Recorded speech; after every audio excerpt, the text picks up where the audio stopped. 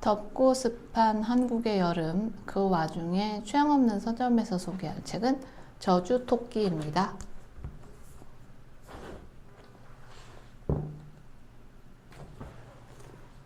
정보라 작가의 저주토끼는 2022년 올해 세계 3대 문학상 중 하나라는 부커상 최종 후보 지명작이 됨으로써 널리 알려졌습니다.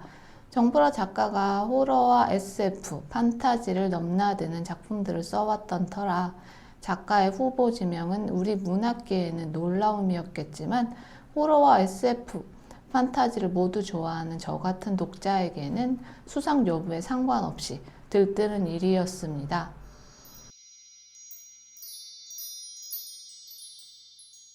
저주토끼는 정보라 작가의 특기대로 호러와 SF, 판타지가 절묘하게 뒤섞인 작품들로 이루어진 소설집인데요. 일단 저주와 토끼라는 상반된 이미지의 단어로 조합된 제목이 무척 강렬하게 다가오는 소설입니다.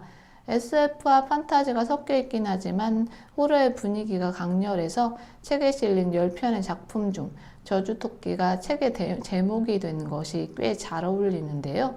저는 저주토끼에 담긴 작품들이 풍기는 분위기의 장르를 다 좋아하는 취향이라 아주 재밌게 읽었습니다. 저주토끼의 작품들은 기승전결이 명쾌하지 않을 수도 있고 끝까지 이해하기 힘든 이미지를 남기는 작품일 수도 있어서 글의 어조는 차분해도 마음에 들썩임 없이 읽을 수 있는 소설은 아닙니다.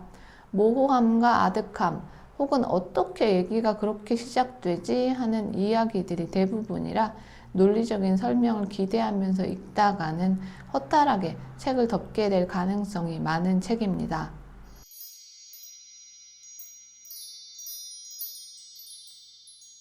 저주토끼의 첫 번째 작품이자 대표작인 저주토끼를 보면 저주를 목적으로 하는 토끼 전등이 등장하는데 그 저주가 작용하는 방식이 우리가 흔히 접하는 이야기와 무척 다릅니다. 저주토끼의 토끼 전등은 매우 귀엽게 만들어진 물건입니다. 오직 저주를 위해서 만들어졌지만 저주를 위해서 만들었기에 그토록 귀엽고 예쁘게 만들어진 것인데요. 토끼전등은 저주용품을 만드는 집에서 만들어졌습니다. 하지만 저주를 원하는 다른 사람을 위한 것이 아니라 저주용품을 만드는 집의 아들이 친구의 복수를 하기 위해 직접 만든 것이라는 게 달랐는데요.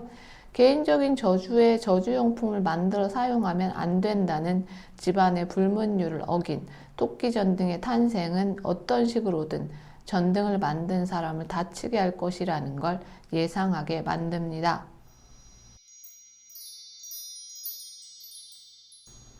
차가운 손가락이라는 제목의 소설의 내용은 이렇습니다. 불빛 하나 보이지 않는 어둠 속에서 눈을 뜬 여자. 여자는 손을 더듬어 자신이 차 안에 있다는 사실은 알게 되지만 이전의 기억은 하나도 떠오르지 않습니다. 그때 가느다랗게 들려오는 어떤 여자의 목소리. 자신을 이 선생님이라고 부르는 목소리는 빨리 차에서 나오라며 여자를 재촉합니다. 습지에 차가 있고 지금 가라앉고 있다고요? 아무것도 보이지 않는 상태에서 누군지도 모를 사람의 손을 잡고 빠져나온 여자는 그대로 의지한 채 끌려가듯 걷기 시작합니다. 누군지 모를 목소리는 걱정스럽고 때로는 단호하지만 어쩐지 계속 말을 바꿉니다. 눈이 멀고 먼 걸까 싶을 정도로 아무것도 보이지 않는 상황에서 여자는 내가 미쳐버린 건지 여자의 손을 잡아준 목소리가 이상한 사람인 건지 머릿속이 깜깜하기만 합니다.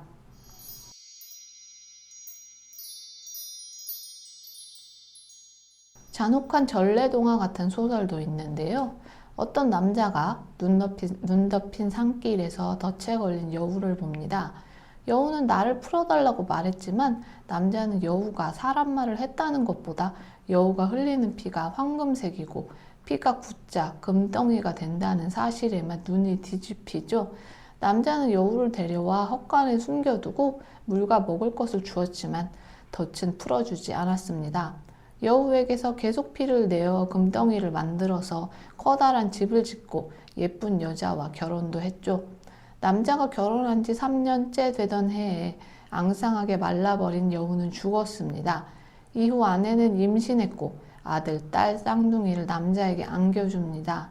여우와 남자의 쌍둥이 아이들이 어떤 관계가 있고 아주 안 좋은 미래가 남자를 기다리고 있을 거라는 추측이 가능합니다.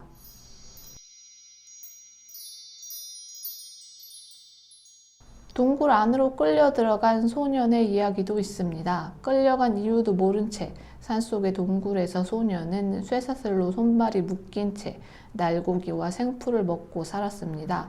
동시에 미지의 존재에게 허공으로 끌어올려졌다가 얼음처럼 차가운 물속으로 던져지고 뾰족하고 딱딱한 무언가가 등을 뚫고 들어오는 고통도 당하는데요.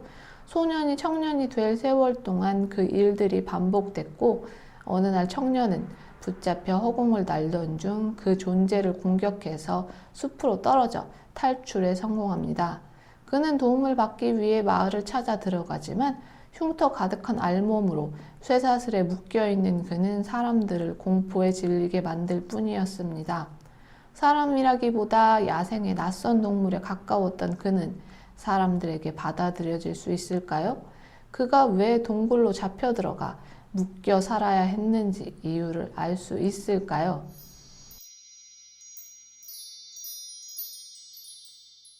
제가 소개한 저주토끼의 소설들은 취향에 따라 줄거리만으로도 흥미를 유발하거나 떨어뜨립니다.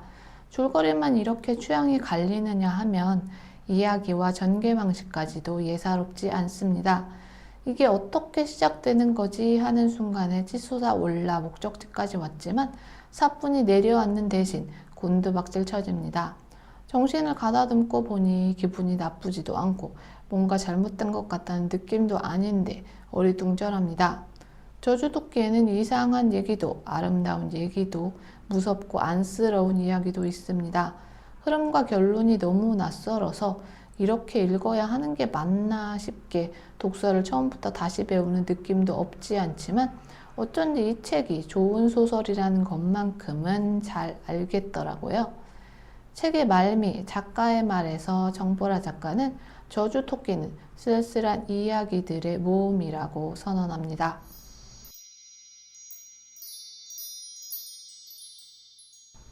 저는 작가의 말에 그제야 저주토끼의 소설들이 다른 호러, SF 소설들과 다르고 낯설게 느껴졌던 이유를 알게 됐습니다.